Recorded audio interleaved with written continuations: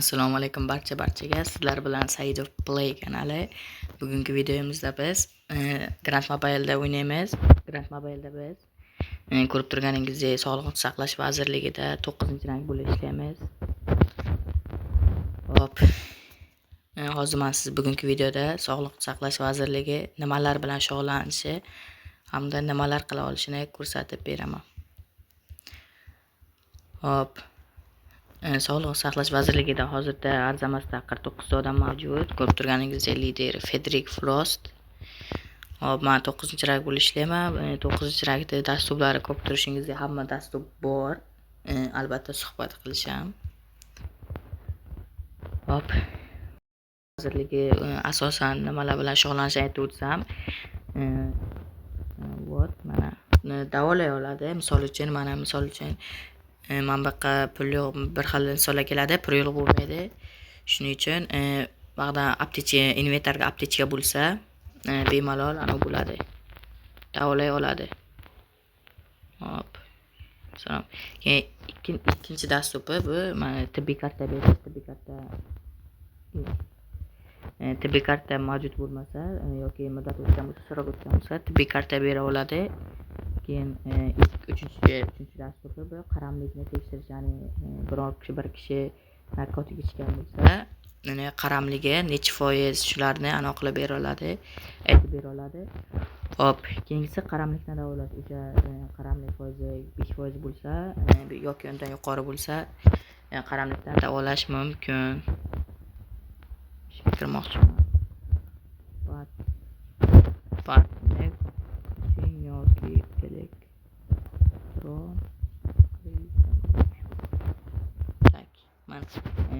mana bu yer mana jins o'zgartirish, bu muhim. Tak. Binolar bilan tashlab chiqsam, mana vot kattagina joy. Hozirda fraksiyaga 49 odam mavjud.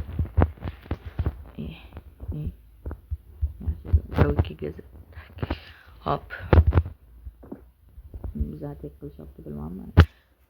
Bu yerga mana tomni bilan aloqa qilsam, tomi vot. Albatta bemalol kirib ishga qo'shilishingiz mumkin. Discorddan xabarmish. Discordda ariza telab yoki suhbatga kelsangiz, RP bilsangiz qo'shib qo'yaman.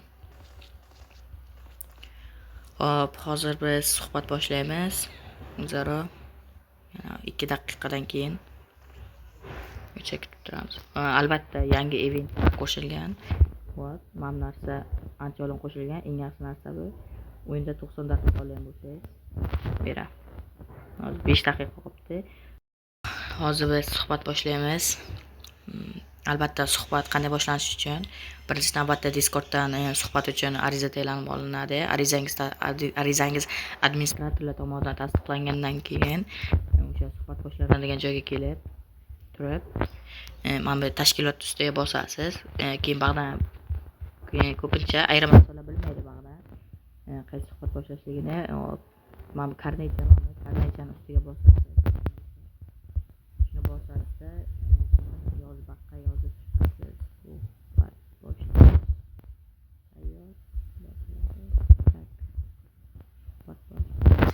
Safiga qabul uchun suhbat boshlandi. Hop. 4 propiska. Bu yerda 4 propiska talab qilinadi, ya'ni viloyatga 4 yashagan bo'lishingiz. Hop. Biz navigatorda 4 dan 3, ya'ni navigatorda 4 dan 3-lokatsiyadamiz. Bemalol kelishingiz mumkin. Tak. Hurmat bilan bosh shifokor o'rinbosari. Endi soatga qaraymiz. 10 ta bo'libdi. Mana endi so'rov yaratishni bosamiz. Keyin administratorlar tomonidan tasdiqlansa, u tasdiqlandi. Tasdiqlansa suhbat boshlanadi. Buni skrin olib qo'yamiz har ehtimol qarshi. Hop. Mana tanlov tadbir ketibdi. Tak. Hozir 2 kishi olgan ekan. Ko'taramiz nasib bo'lsa. Hop.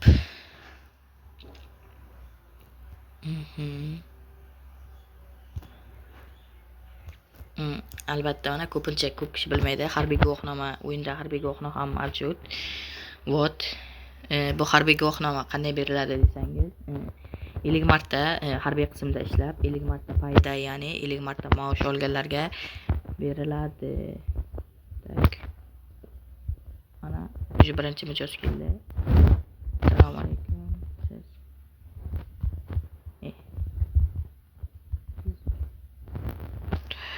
hop. Oho, o'sha odamlar ham ko'payib ketyapti.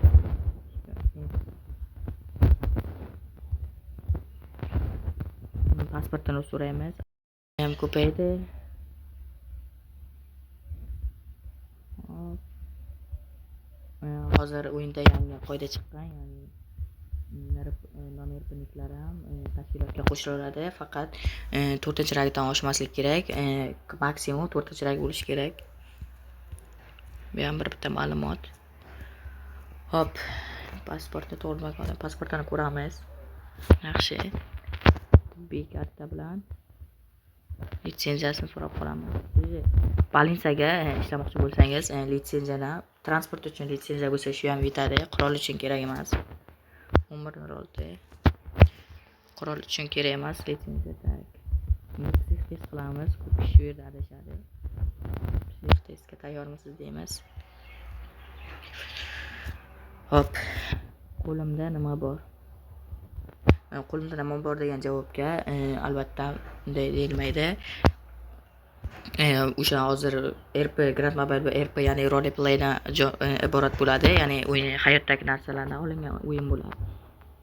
Albatta to'g'ri, chunki boya bizga hujjatlarni berdi, taqdim qildilar va uni qaytarib bermagandik. Hozir hujjat hop. Mana RP yozib olamiz. Hujjatlarni qaytarib berdi. Endi boshim tepasida nima bor? Ko'rib turganingizdek patolog bosh tepasida.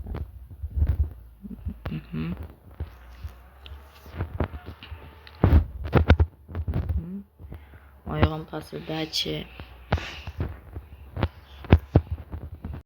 Mehmonimiz, assalomu alaykum. Patika keldi.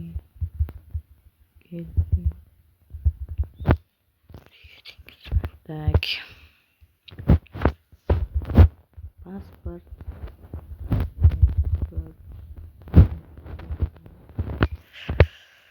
Hop. O'z nihoyasiga yetib qolmoqda. Je 30.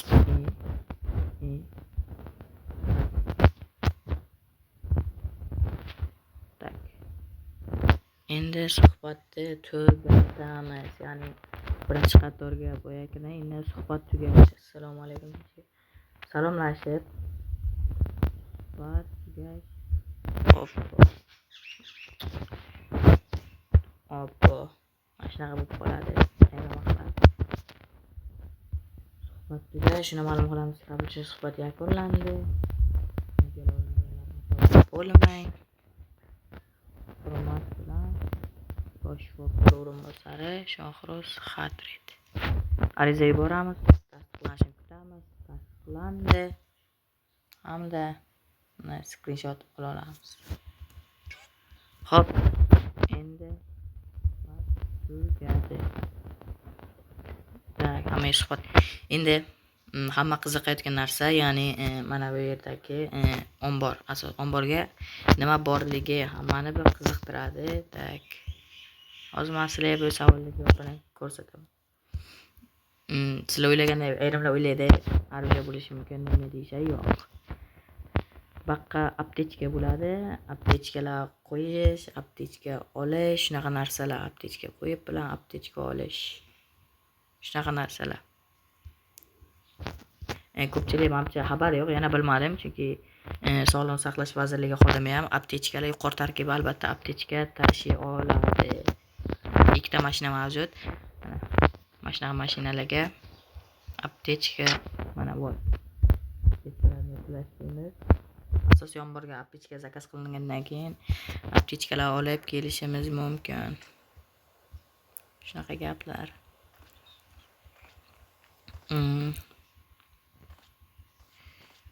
Shu bilan videomiz o'z nihoyasiga yetdi. Shu joygacha ko'rgan bo'lsangiz barchangizga rahmat. Kanalga obuna bo'lib, like bosib ketish esingizdan chiqmasin. Barchangizga xayr.